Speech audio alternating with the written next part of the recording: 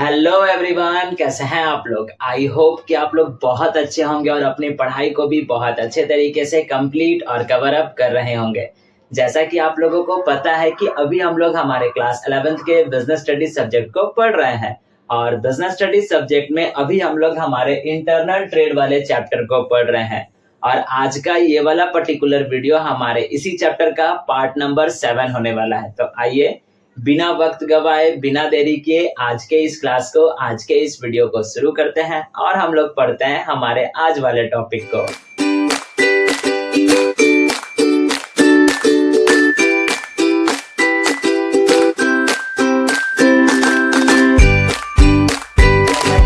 आपको बताया कि आज के इस क्लास में हम लोग हमारे इंटरनल ट्रेड वाले चैप्टर के पार्ट नंबर 7 को पढ़ेंगे। सो बेसिकली इस वाले पार्ट में, इस वाले वीडियो में हम लोग कौन से टॉपिक को पढ़ेंगे।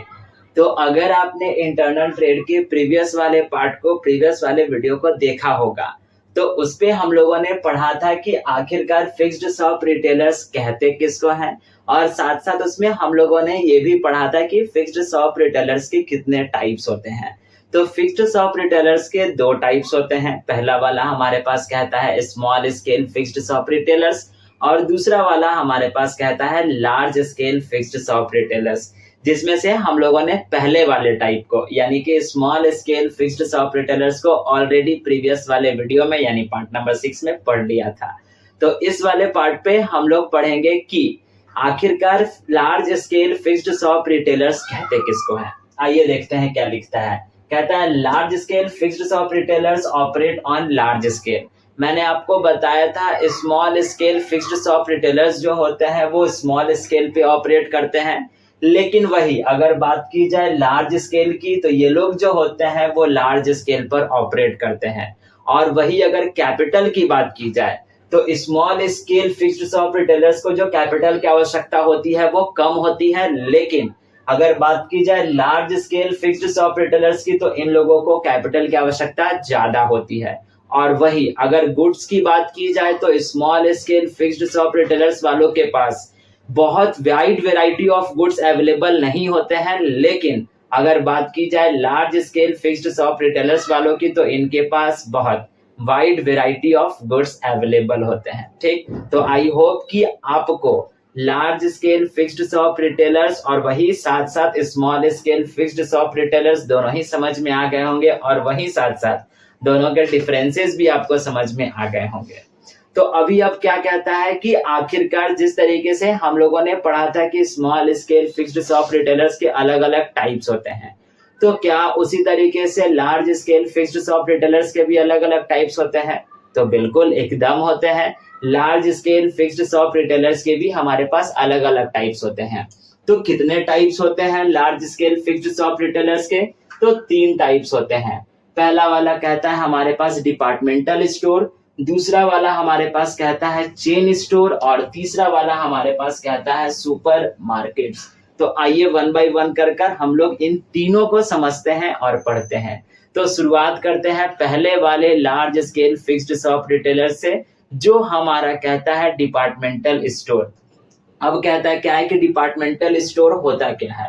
तो आप याद रखिएगा कि डिपार्टमेंटल स्टोर जो होता है वो एक बहुत बड़ी बिल्डिंग में यानी कि एक लार्ज स्केल बिल्डिंग में ये लोग जो होते हैं वो डिपार्टमेंटल स्टोर्स चलती है और उस बिल्डिंग्स को अलग अलग सेक्शंस में, अलग अलग डिपार्टमेंट्स में बांट दिया जाता है और उन्हीं पर्टिकुलर डिपार्टमेंट में या उन्हीं पर्टिकुलर सेक्शंस में एक सिंगल लाइन ऑफ प्रोडक्ट्स को सेल किया जाता है या एक सिंगल टाइप ऑफ प्रोडक्ट को सेल किया जाता है। जस्ट लाइक दैट अगर कहा जाए तो शॉपिंग मॉल्स को देख लीजिए, जहां अगर आप जाओगे तो फर्स्ट फ्लोर पे आपको लेडीज सेक्शन दिख जाएगा, सेकंड फ्लोर पर आपको जेंट्स सेक्शन दिख जाएगा, तो थर्ड फ्लोर पर आपको उसके बाद बच्चों का सेक्शन दिख जाएगा, तो किसी एक कोने पे आपको जो है वो मेंस का बेल्ट, उसके बाद पर्स, रुमाल, उसके बाद किसी एक कोने में आपको जो है वो फुटवेयर्स दिख जाएंगे। इसी तरीके के स्टोर्स होते हैं और इन्हीं तरीके के स्टोर्स को हम लोग जो है वो डिपार्टमेंटल स्टोर्स कहते हैं और जानते हैं। अब इन डिपार्टमेंटल स्टोर्स के कौन कौन से फीचर्स होते हैं?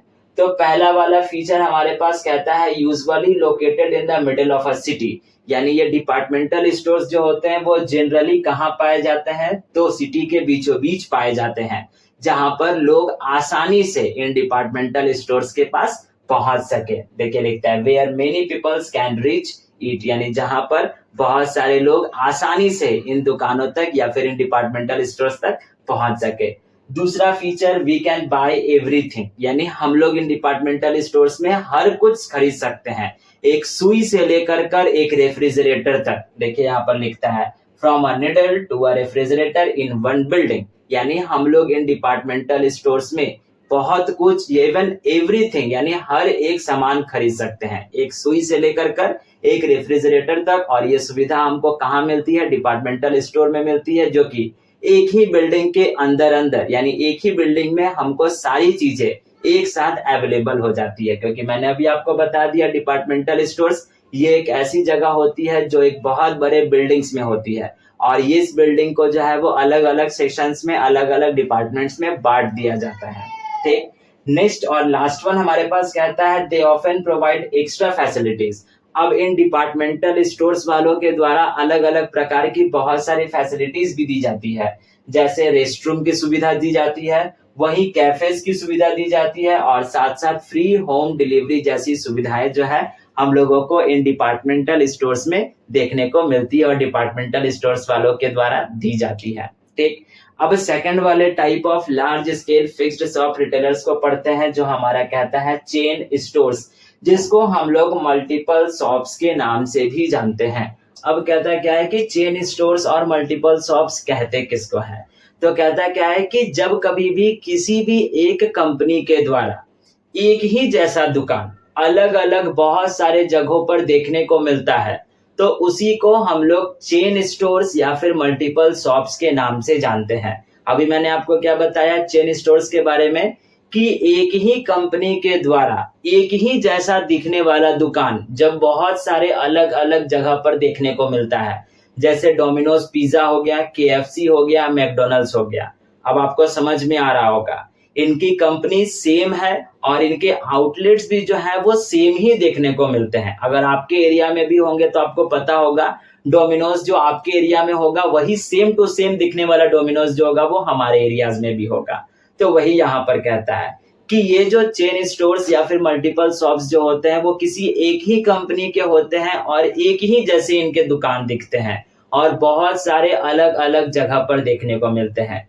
तो इन्हीं स्टोर्स को, इन्हीं रिटेलर्स को हम लोग चेन स्टोर्स या फिर मल्टीपल शॉप्स के नाम से जानते हैं और कहते हैं। देखिए दिखता है A network of identical retail shop owned by a single company spread across different parts of a city or country।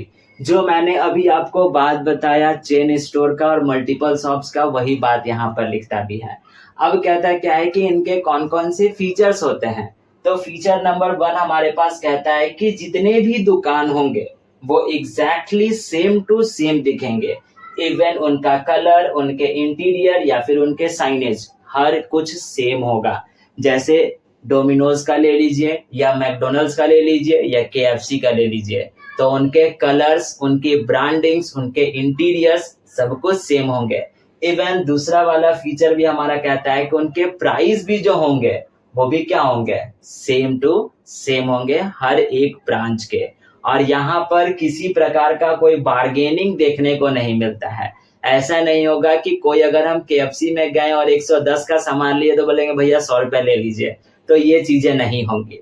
और वही लास्ट वाला फीचर इसका कहता है कि ये हमेशा जो है यानी कि जितने भी चेन स्टोर्स जो होते हैं वो प्रेफर करते हैं cash and carry. Cash and carry का मतलब हो गया कि पैसा दीजिए सामान ले जाइए, उधार का कोई गुंजाइश नहीं। ऐसा नहीं है कि आज हम जो है एक बर्गर लेके गए और बोलेंगे कि भैया कल आपको पैसा देंगे, तो भैया कल आइएगा, कल बर्गर लेके जाइएगा, उधार हम नहीं दे सकते हैं। ठीक, तो ये सारे के सारे फीचर्स होते हैं चेन स्टोर्स के या फिर मल्टीपल शॉप्स के। अब लास्ट वन हमारे पास क्या कहता है? लास्ट वन हमारे पास कहता है सुपर मार्केट। अब ये सुपर मार्केट क्या होता है? ये super market just like that departmental stores की तरह होता है, लेकिन दोनों में अंतर है। दोनों में क्या अंतर है? डिपार्टमेंटल स्टोर्स जो थे या हैं वो एक बहुत लार्ज बिल्डिंग में यानी कि लार्ज बिल्डिंग में ऑपरेट होते हैं, लार्ज बिल्डिंग्स में किए जाते हैं। लेकिन वही सुपर मार्केट जो होते हैं वो लार्ज दुकान में होता है, लार्ज शॉप में होता है। यानी कोई एक ऐसा दुकान होगा जो बहुत बड़ा होगा, जहां पर चीजें सेल्फ में रखी जाएगी, यानी कि जो खाने जो बने हुए होते हैं उसी में रखी जाएगी। और इन सुपरमार्केट्स वालों के द्वारा फूड्स, उसके बाद ग्रोसरीज आइटम्स और उसके बाद हाउस होल्ड आइटम्स जो है वो सुविधा दी जाती है, यानी बेची जाती है। और इन सुपरमार्केट्स में जो है वो सेल्फ सर्विस जैसी सुविधाएं दी जाती है, यानी कि यहाँ पर किसी प्रकार का कोई भी सेल्समैन हमको देखने को नहीं मिलता है। वही इसका फीचर भी कहता है कि अगर हमको किसी प्रकार का कोई सामान खरीदना है सुपरमार्केट में, तो हम खुद से जाएंगे, एक ट्रॉली लेंगे या एक बास्केट लेंगे और उसके बाद जो भी चीजें हमको चाहिए होगा उसको हम लोग पिक करेंगे और साथ साथ फिर कहाँ पहुंचेंगे, बिलिंग काउंटर पर पहुंचेंगे और उसका बिल करवाएंगे और वापस अपने घर पर लेकर कर उस वस्तु को चले आएंगे। ठीक। दूसरा फीचर यहाँ पर कहता है कि they only sell for cash, यानी कि इसमें भी जिस तरीके से हम लोगों ने चेन स्टोर में पढ़ा था कि पैसा दीजिए सामान ले जाइए, वैसे ही सुपरमार्केट में भी है कि ये लोग भी जो है बस केवल कैश फैसिलिटीज ही प्रेफर करते हैं, यानी कि पैसा दीजिए, कैश दीजिए और सामान लेकर कर जाइए। उधार वाली कोई सुविधा हमारे यहाँ अवेलेबल नहीं है।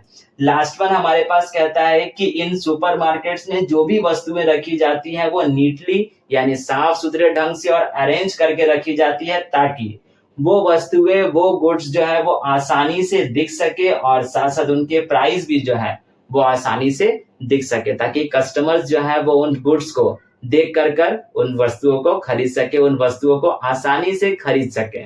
ठीक। तो यही सारे के सारे जो है वो टाइप्स होते हैं हमारे पास किसके, large scale fixed shop retailers के। ठीक है। आई होप सो कि आपको ये सारे के सारे टाइप्स अच्छे तरीके से समझ में आ गए होंगे। तो अभी आप क्या कीजिए, वीडियो को पॉज कर लीजिए और इसका स्क्रीनशॉट लेकर कर अपने पास रख लीजिए और मेक श्योर कि आप इसको अपने कॉपी में बहुत अच्छे तरीके से राइट डाउन कीजिएगा। ठीक है। तो आज के इस वीडियो के लिए बस इतना ही, और इसी वीडियो के साथ हमारा ये वाला चैप्टर जो है वो अब खत्म हो गया, समाप्त हो गया, कंप्लीट हो गया। ठीक है। तो अब हम लोग मिलेंगे हमारे बिजनेस स्टडीज के क्लास में नए वाले चैप्टर के साथ, यानी नेक्स्ट वाले पार्ट पे हम लोग हमारे बिजनेस स्टडीज के नए वाले चैप्टर को पढ़ेंगे और लास्ट वाले चैप्टर को पढ़ेंगे जो हमारा कहता है इंटरनेशनल ट्रेड। तो अगर आपको ये वाला चैप्टर और आज का ये वाला वीडियो दोनों ही अच्छे तरीके से समझ में आ गए हो, तो आपको पता है करना है क्या, वीडियो को लाइक करके जाइएगा, चैनल पर नए होंगे तो चैनल को सब्सक्राइब भी कर लीजिएगा और अपने फ्रेंड्स के साथ शेयर भी करते जाइएगा।